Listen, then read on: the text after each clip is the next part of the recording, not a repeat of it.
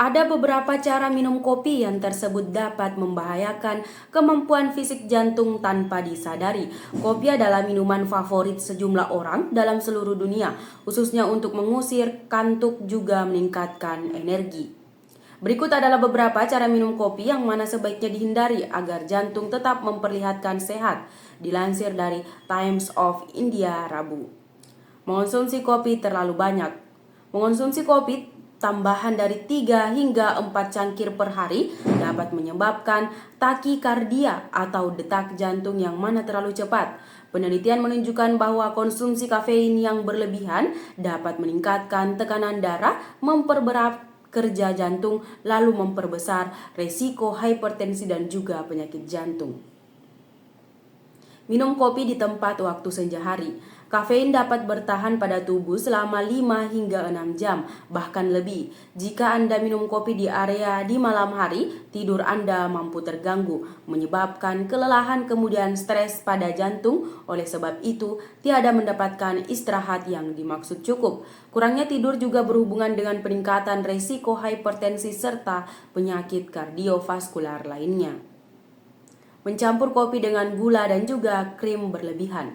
Kopi hitam murni sebenarnya rendah kalori, namun penambahan gula lalu krim di total besar akan meningkatkan zat kalori serta lemak jenuh. Gula kemudian lemak jenuh berlebih dapat memicu peningkatan lemak darah, kolesterol jahat yang digunakan dapat menyumbat arteri lalu meningkatkan resiko serangan jantung. Mengandalkan kopi untuk menambah daya sepanjang hari. Ketergantungan pada kopi sebagai salah satu sumber energi dapat memproduksi tubuh dalam mengalami efek keras pada waktu kadar kafein turun. Efek ini bisa jadi menyebabkan tubuh merasa lemas, stres, hingga tekanan darah meningkat ketika tubuh terus-menerus dipaksa berpartisipasi tanpa istirahat cukup, jantung dapat terpengaruh. Ketua Unit Kerja Koordinasi Infeksi Penyakit Tropis Ikatan Dokter Anak Indonesia, Dr. Anggraini Alam, menyatakan bahwa pertusis yang tidak segera diobati dapat menyebabkan saluran nafas lumpuh sehingga batuk tidak mengeluarkan dahak karena racun dari bakteri pertusis. Bakteri tersebut memiliki 5 toksin yang dapat menyebabkan saluran nafas kita lumpuh sehingga tidak dapat mengeluarkan dahak. Bahkan, bakteri tersebut dapat menetap di dalam tubuh dan menyebabkan produksi dahak yang tidak dapat keluar, ujar Anggraini dalam diskusi kesehatan secara daring di Jakarta pada hari Jumat. Batuk yang ditandai sebagai pertusis, menurut Anggraini, bukanlah batuk biasa yang ringan dan dapat berlangsung selama berbulan-bulan. Batuk ini juga dikenal dengan sebutan batuk 100 hari. Gejala yang biasanya dialami oleh bayi di bawah 1 tahun adalah batuk yang disertai dengan kemerahan di wajah.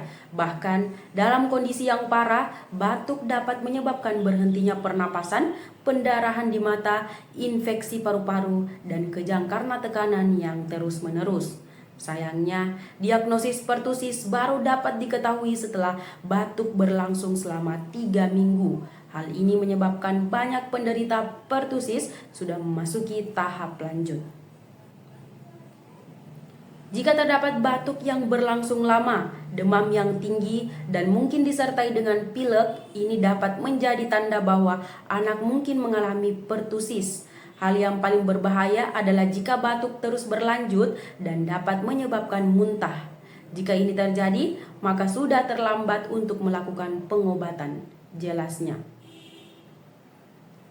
Anggraini menjelaskan bahwa terdapat 3 tahap perkembangan penyakit pertusis, yaitu tahap pertama yang ditandai dengan batuk dan pilek yang tidak dianggap serius oleh masyarakat.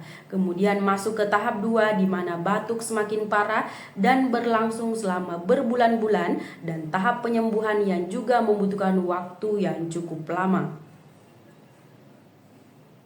Pada tahap kedua, gejala yang dialami oleh anak seringkali didiagnosis sebagai TBC atau alergi. Hal ini dapat menyebabkan paru-paru menjadi tidak berkembang dengan sempurna. Batuk yang hebat juga dapat menyebabkan tulang patah, turun bero bagi anak yang memiliki riwayat hernia, dan dapat menyebabkan kurang gizi.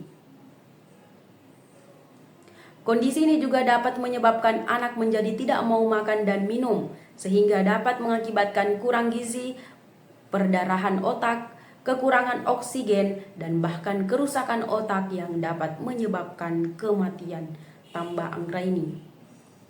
Untuk penanganan yang terbaik, Anggraini menyarankan untuk segera berobat ke fasilitas kesehatan terdekat guna mendapatkan obat yang dapat mengurangi racun dari bakteri pertusis. Obat yang digunakan juga dapat menekan penularan dan mengatasi batuk. Ia juga menekankan pentingnya untuk banyak minum air. Selain itu, jika anak mengalami batuk yang tidak kunjung sembuh, segera lakukan pemeriksaan lebih lanjut untuk menegakkan diagnosis secara lebih dini. Jangan sampai terlambat, karena jika sudah memasuki tahap kedua, kita tidak dapat melakukan apa-apa lagi, pungkasnya. Banyak orang beranggapan bahwa dengan menghindari nasi, berat badan mereka akan turun secara otomatis. Nasi, khususnya nasi putih, dianggap sebagai sumber utama karbohidrat yang tersebut sanggup menyebabkan kenaikan berat badan apabila dikonsumsi berlebihan. Namun ada beberapa tindakan hukum di area mana seseorang telah dilakukan berhenti makan nasi tetapi berat badan masih naik. Ini adalah dapat membingungkan. Namun ada beberapa tindakan hukum di area mana seseorang telah dilakukan berhenti makan nasi tetapi berat badan masih naik. Ini adalah dapat membingungkan, teristimewa bagi mereka yang tersebut merasa sudah ada melakukan inovasi besar di pola makan mereka. Faktanya, ada sejumlah faktor lain yang mana mampu menyebabkan berat badan naik meskipun tidak ada mengonsumsi nasi. Kondisi ini bisa jadi disebabkan akibat asupan kalori dari makanan lain masih tinggi, khususnya jikalau karbohidrat olahan, gula tambahan, dan juga lemak berlebih masih menjadi bagian dari pola makan harian. Berikut beberapa penyulut berat badan tetap saja naik meskipun tak makan nasi, dilansir dari Headline hari Senin. Mengganti nasi dengan karbohidrat olahan lain. Saat seseorang berhenti makan nasi, kerap kali dia menggantinya dengan sumber karbohidrat lain seperti roti, pasta, atau mie. Meski tiada makan nasi, jenis karbohidrat ini juga bisa saja menyebabkan lonjakan gula darah lalu memicu kenaikan berat badan, teristimewa jikalau dikonsumsi di jumlah agregat besar atau jikalau yang tersebut dikonsumsi adalah karbohidrat olahan. Karbohidrat olahan umumnya rendah serat dan juga nutrisi dan juga lebih lanjut mudah dicerna yang dimaksud menyebabkan rasa lapar lebih banyak cepat datang kembali. Cobalah mengganti nasi dengan sumber karbohidrat yang digunakan lebih banyak sehat seperti nasi merah, quinoa atau ubi yang mana lebih banyak tinggi serat kemudian memberikan rasa kenyang lebih lanjut lama. Konsumsi lemak yang tersebut berlebihan. Saat orang berhenti makan nasi atau mengempiskan karbohidrat, mereka rutin kali meningkatkan konsumsi lemak untuk mengimbangi kalori yang digunakan hilang. Lemak memang benar diperlukan tubuh, tetapi jikalau dikonsumsi secara berlebihan, bahkan lemak sehat sekalipun dapat menyebabkan penumpukan kalori yang berujung pada kenaikan berat badan.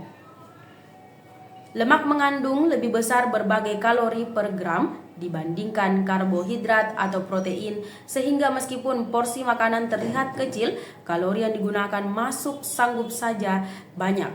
Kendalikan konsumsi lemak sehat seperti alpukat, minyak zaitun, atau kacang-kacangan, kemudian pastikan porsinya sesuai dengan keinginan kalori harian Anda.